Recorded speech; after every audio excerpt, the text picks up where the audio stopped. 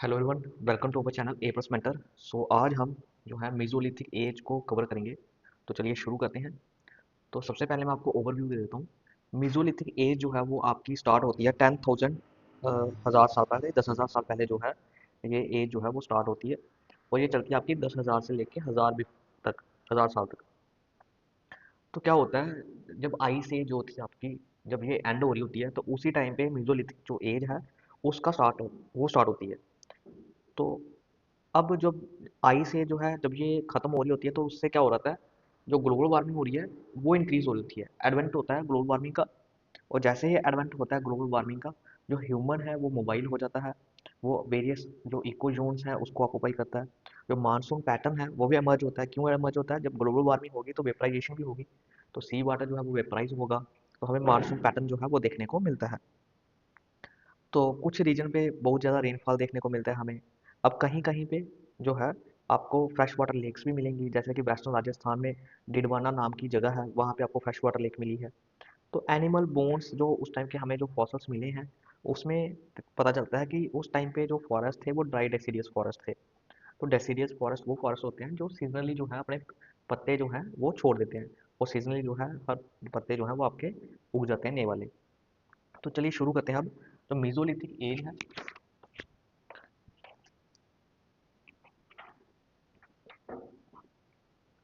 Mesolithic as, इसका जो time period है वो क्या है? 10,000 टू 1000 बिफोर प्रेजेंट। आज से 10,000 साल पहले जो है ये मेसोलिथिक एज जो है वो स्टार्ट हुई थी। तो जब ये स्टार्ट हुई थी, इसकी स्टार्टिंग के वक्त पे जो आपकी आइस एज है उसका एंड हुआ था, एंड ऑफ आइस एज। तो इस टाइम पे अगर मैं पूछूं आपसे, तो जो एग्रीकल्चर थी वो अभी तक जो थी वो एग्रीकल्चर नहीं करते थे यहाँ के लोग। तो अभी भी जो लाइफस्टाइल जो था इनका, वो अभी भी हंटर और गैदरिंग ही करते थे। तो लेकिन इस टाइम के एंड तक जो था वो डोमेस्टिकेशन, जो एनिमल डोमेस्टिकेशन है वो करने शुरू कर दिए थे। तो फायर का यूज़ भी ये किया करते थे। और जो डोमेस्टिक एनिमल बोन्स हैं वो हमें जो मिली हैं वो गुजरात के कुछ प्लेसेस हैं, जैसे केनवाल हो गई, लुतेश्वर हो गया, रतनपुर हो गया। वहाँ पे हमें डोमेस्टिक एनिमल बोन्स जो है वो देखने को मिली हैं। तो नेक्स्ट हमारा पॉइंट जो है वो क्या है? ये जो एज है, assign to pre agriculture times, assign to the pre agriculture times.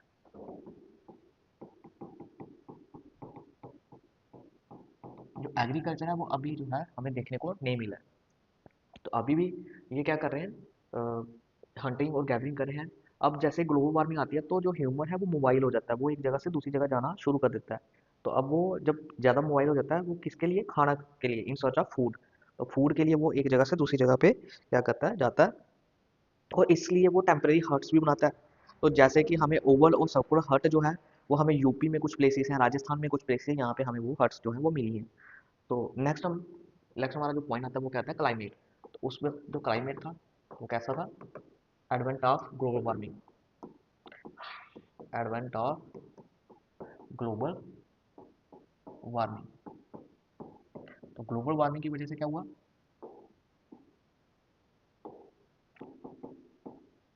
जो ह्यूमन था वो मोबाइल हो गया,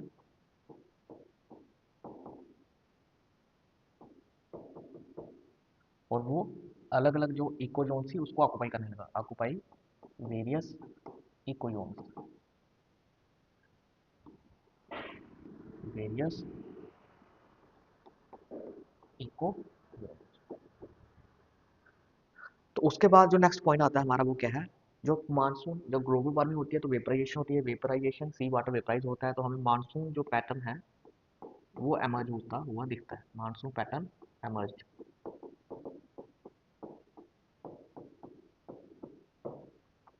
साथ साथ में जो आप क्या करें, इसके नोट्स बना लो, ताकि अ, आपके जो क्वेश्चन आंसर हैं वो इजीली सॉल्व हो सके। तो ये हमारे जो नोट्स हैं वो बिल्कुल ही आपके कंटेक्टर फॉर्म में रहेंगे, बिल्कुल ही। तो नेक्स्ट हमारा जो पॉइंट है, जब मानसून पैटर्न एमर्ज होता है तो कहीं कहीं पे हमें कुछ रीजन पे हमें हाई रेनफॉल जो है वो देखने को मिलता है। Some region have higher rainfall. इसके बाद जो है हमें फ्रेश वाटर लेक मिलती है कहाँ पे, डिडवाना राजस्थान में। फ्रेश वाटर लेक्स कहाँ पे, डिडवाना राजस्थान। अब इसके साथ साथ हमें एनिमल बोन्स जो दिखाते हैं कि उस वहाँ का जो फॉरेस्ट था वो कैसा था, फॉरेस्ट था ड्राई डिसीडियस फॉरेस्ट थे।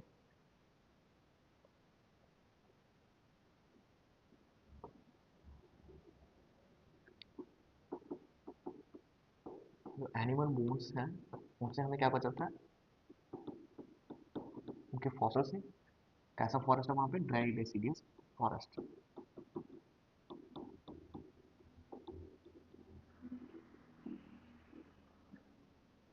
अब इसके हम क्या पढ़ेंगे, नेक्स्ट हम पढ़ेंगे डिस्ट्रीब्यूशन कि जो ये जो मेसोलिथिक एज थी इसके एविडेंसेस जो हमें कहाँ कहाँ पे मिलते हैं। तो डिस्ट्रीब्यूशन हम पढ़ेंगे इसकी। सबसे पहले जो हमारी आती है स्टेट कौन सी आती है, बिहार। तो बिहार के कौन से जगह पे, पैसरा। तो पैसरा जो जगह है वहाँ पे हमें जो है इसकी एविडेंसेस मिलते हैं। उसके बाद गुजरात, गुजरात की जो प्लेस है वो कौन सी है, लंगनाज।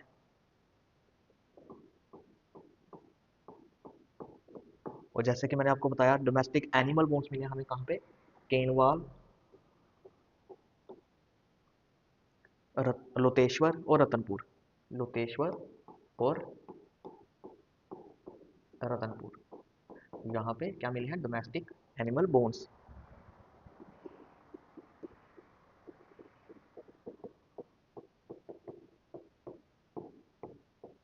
जो केनवाल है हमें यहाँ पे कैमल बोन्स मिली है। इसके बाद यूपी की कुछ प्लेसेस आती है। यूपी सबसे पहले आती है बगौर, सेकंड बगौर, चौपाई मांडो, चौपानी मांडो।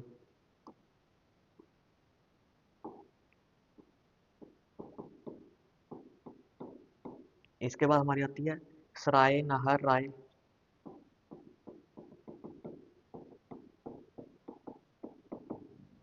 इसके बाद महादहा,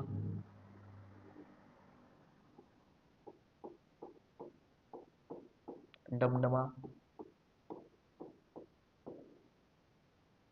लेखाकिया।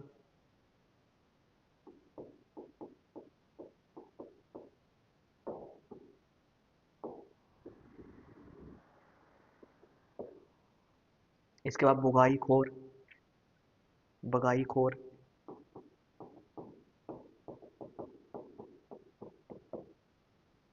आपके जो ये रॉक शेल्टर जो है हमें लेखाकिया और बगाई खोर में हमें रॉक शेल्टर मिले हैं। जो रॉक्स थी हैं तो उनको काट के जो है वो शेल्टर बनाया जाता था उस टाइम पे। तो इसके बाद हमारी आती है कर्नाटका।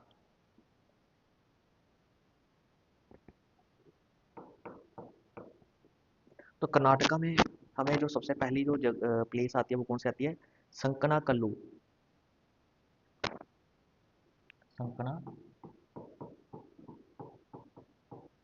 कल्लू और किब्बडहल्ली, ये दो प्लेसेस हैं जो कि कर्नाटका से बिलोंग करती हैं। इसके बाद मध्य प्रदेश में आदमगढ़ हो गया, भीमबेटका हो गया। तो ये आती हैं कौन सी, मध्य प्रदेश में कौन कौन सी, आदमगढ़, भीमबेटका। तो यहाँ पे हमें रॉक शेल्टर और वेरियस जो आर्ट फॉर्म्स हैं वो मिली हैं। जैसे कि हंटिंग की जो इमेजेस हैं वो मिली हैं। जो वुमन और मैन थे वो दोनों साथ में जाते थे हंटिंग पे, तो उसकी जो पेंटिंग है वो हमें वहाँ पे मिली है। और एनिमल डोमेस्टिकेशन की जो हमें फीचर्स हैं वो हमें भीमबेटका में वहाँ पे मिले हुए हैं। इसके बाद आता है तमिलनाडु। तो तमिलनाडु की थुथुकुड़ी जो जगह है वहाँ पे, जो कि कोस्टल प्लेस साइट है।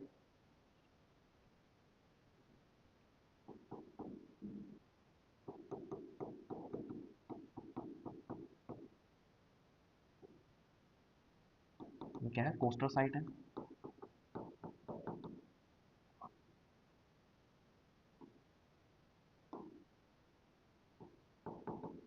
इसके साथ हमें कौन कौन सी कोस्टल साइड मिली है? मुंबई में, विशाखापट्टनम।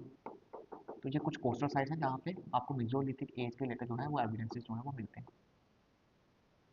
अब जो तुथुकोडी है वहाँ पे हमें तेरी साइड मतलब कि आपको ऐसे फीचर्स मिलते हैं कोस्टल साइड पे जो सैंड के बने होते हैं।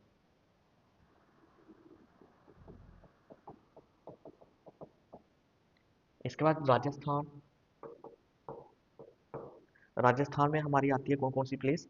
एक आती है आपकी तिलवाड़ा और दूसरी आती है चंद्रवती। तिलवाड़ा और चंद्रवती। तो ये थी हमारी डिस्ट्रीब्यूशन। यहाँ पे आपको क्या मिलते हैं? एविडेंसेस मिलते हैं मेसोलिथिक एज के। तो लाइफस्टाइल। अब नेक्स्ट हमारा आता है लाइफस्टाइल।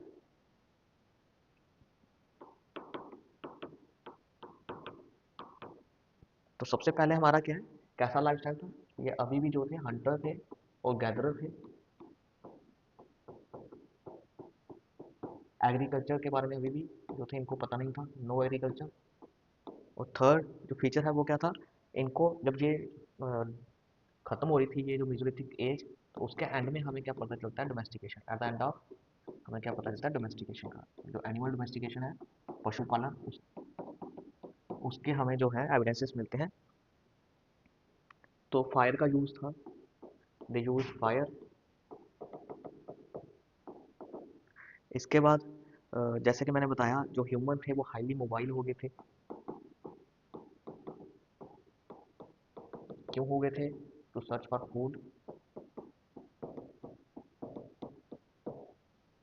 इसके बाद जो है इन्होंने जब ये हाईली मोबाइल हो गए, इन्होंने हर्ट्स बनाई, टेम्परेरी हर्ट्स बनाई, रॉक शेल्टर्स, केव्स, वहाँ पे ये रहना शुरू रहने रहते थे, टेम्परेरी हर्ट्स और रॉक एंड केव शेल्टर जो आपको मिलेंगे।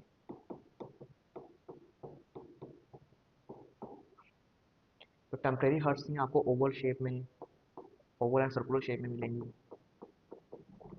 और इसके एविडेंसेस हमें कहाँ पे मिले हैं? आपके कौन कौन सी प्लेस है जहाँ पे मिले हैं?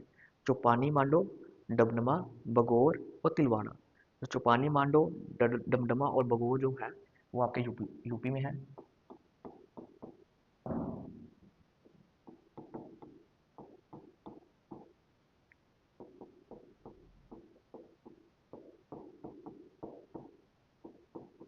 ये कहाँ पे? आपके यूपी में। और आपकी तिलवाड़ा जो है वो कहाँ पे? राजस्थान में। यहाँ पे क्या मिली है आपको? हट मिली हुई है।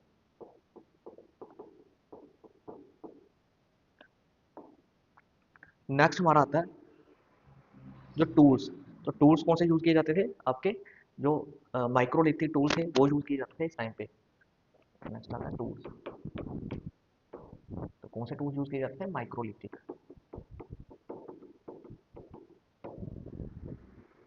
इसके बाद हमारा आर्ट एंड कल्चर आता है कि वहाँ उस टाइम जो कल्चर था, जो आर्ट था वो कैसा था? Art and culture. तो आर्ट एंड कल्चर कैसा था? हमें वहाँ पे क्या मिली है? जो चंद्रवती जो जगह है, चंद्रवती जो राजस्थान में जगह है, वहाँ पे हमें क्या मिली है आपको? ज्योमेट्रिक एनग्रेविंग्स मिली। ज्योमेट्रिक एनग्रेविंग्स मिली है कहाँ पे? जो चंद्रावती जगह है, कहाँ पे है ये? राजस्थान में। इसके बाद जैसे कि आपको पता है जो फेमस भीमबेटका केव है, वहाँ पे हमें बोन ऑब्जेक्ट्स मिले हैं, ह्यूमन टूथ एनग्रेविंग मिली है। और उस जो एनग्रेविंग है, टूथ एनग्रेविंग जो है, उसके ऊपर जो ज्योमेट्रिक डिज़ाइन भी मिले हैं उसके साथ। और एविडेंस ऑफ आर्ट, जो आर्ट के एविडेंस हैं हमें, वो कहाँ कहाँ पे मिले हैं? भीमबेटका हो गया, रायसेन हो गया, पंचमढ़ी जगह हो गई, साउथ मिर्ज़ापुर हो गया, यहाँ पे हमें एविडेंसेस मिलते हैं आर्ट के। पेंटिंग वगैरह मिलती हैं, भीमबेटका पेंटिंग होगी जिससे हमें पता चलता है जो हंटिंग करते थे, जो मैन और वुमन है वो इकट्ठा हंटिंग करते थे। तो नेक्स्ट हमें क्या है? Bone objects.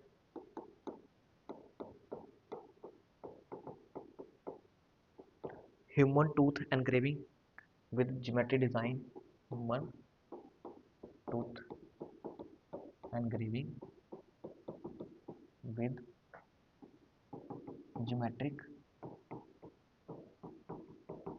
design। तो ये कहाँ पे मिला है? बीम बेड में।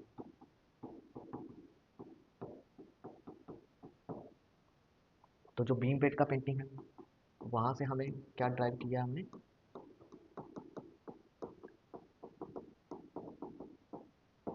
कि ये हंटिंग करते थे। हंटिंग की पेंटिंग मिली हुई है वहाँ पे, हंटिंग की पेंटिंग बनी हुई है भीमबेटका केव्स में। जो मैन एंड वुमन है वो दोनों इकट्ठे साथ में हंटिंग पे जाते थे,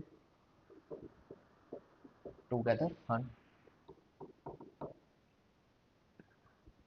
नेक्स्ट जो हमें यहाँ पे जो ब्यूरियल है, ब्यूरियल हमें कैसे मिलता है, यहाँ पे बरी किया जाता है लोगों को, क्रेमेशन कैसे किया जाता है, ब्यूरियल मिले हैं हमें। जो डेड होते थे उनको बरी किया जाता था, और जब इनको जब दफनाया जाता था तो उसके साथ साथ उनकी जो उनकी चीज़ें होती थी उनको भी साथ में कई बार दफनाया जाता था। जैसे कि आपको एक ग्रेव मिली है यहाँ पे, मैन और वुमन दोनों को जो है साथ में बरी किया गया है। तो ये कहाँ पे मिली है, महादहा हो गया, दमदमा हो गया, सराय नहर राय होगी। यहाँ पे हमें ह्यूमन स्केल्टन मिले हैं, यहाँ पे ह्यूमन स्केल्टन हमें मिले हैं कहाँ पे,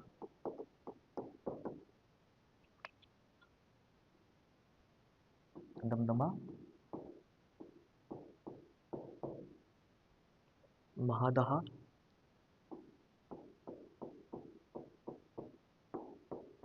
सराय नहराए। तो यहाँ पे हमें क्या मिला है, जो मैन एंड वुमन जो है उनको साथ में बरी किया गया है, man and woman buried together.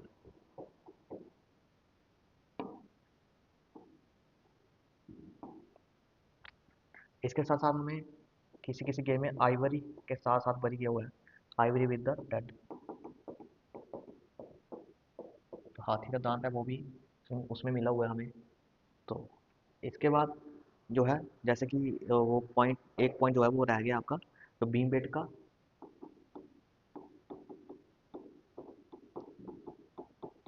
Raisen और साउथ में रायसेन पंचमढ़ी, पंचमढ़ी ये तीनों कहाँ पे आपके, मध्य प्रदेश में। और आपका साउथ मिर्ज़ापुर हो गया जो कि कहाँ पे है, यूपी में। तो इन दोनों प्लेसेस पे हमें क्या मिले हैं, आपके एविडेंसेस ऑफ आर्ट, पेंटिंग्स वगैरह में आपको एनग्रेविंग्स वगैरह जो है वो मिली है। तो ये था आपका पूरा टोटल मेसोलिथिक एज। तो thanks for watching our lecture, please subscribe and share our video.